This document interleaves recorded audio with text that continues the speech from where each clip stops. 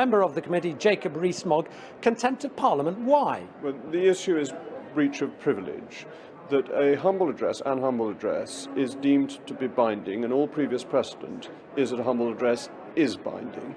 And therefore the government has an obligation to meet the terms of that address. It's not now the government's discretion, it has got to fulfil a demand of Parliament.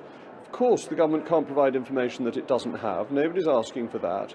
But it has to provide information in the terms set out in that motion passed 2 or 3 weeks ago. So what happens if David Davis says, I'm sorry, I simply do not have that information, I cannot comply? Well, if he doesn't have it, then that's not what was demanded. The motion demanded information that the government has. So on that bit, he's absolutely fair to say, I don't have this information. What is much harder for him is to say this information is confidential. The motion didn't differentiate between types of information. The government could have amended the motion, they could have voted the motion down. They did neither of those things, and therefore they, by accepting the motion, must accept the responsibility to provide the information that they do have in relation to that motion. What do you say to maybe, I don't know, Conservative supporters watching you saying, hang on a sec, you are a Conservative MP, you are landing David Davis in deep doo-doo? Well, it's that the whips didn't vote down, or didn't ask us to vote down a motion that the exiting European Union department is now saying is very difficult for it. The government allowed this motion to pass unanimously. The government accepted this motion. The government, therefore, has agreed to the terms of the motion. Having done that, it can't turn around and say, well, we won't actually do it. If that's its position, it ought to have voted down or asked MPs to vote down the motion in the first place, or to have put down an amendment limiting the effect of the motion. And it is still open to the government to put down a motion to amend the humble address to protect information that it is concerned about, and I think that would be the wise thing for the government to do. We know one of the central arguments of the Leave campaigners was it was about taking back control to Parliament.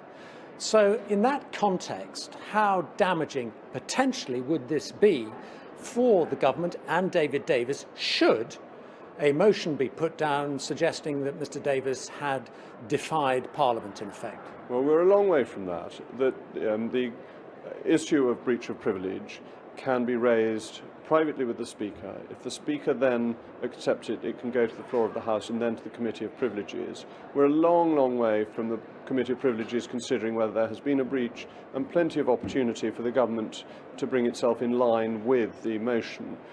But where humble addresses have been ignored in other Commonwealth parliaments, it has been a very serious matter. But your concern is basically a constitutional one. You're not too fussed about the contents of these documents.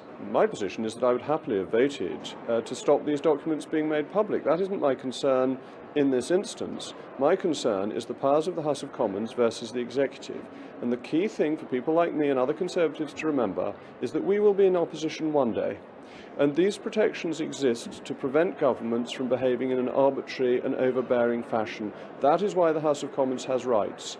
If, when in government, the rights of the House of Commons are ignored or abused, then when we are in opposition, we will not have a leg to stand on when we criticise future governments. So constitutionally, this is of significant importance, and the government has to follow an humble address. All precedent says that it is binding.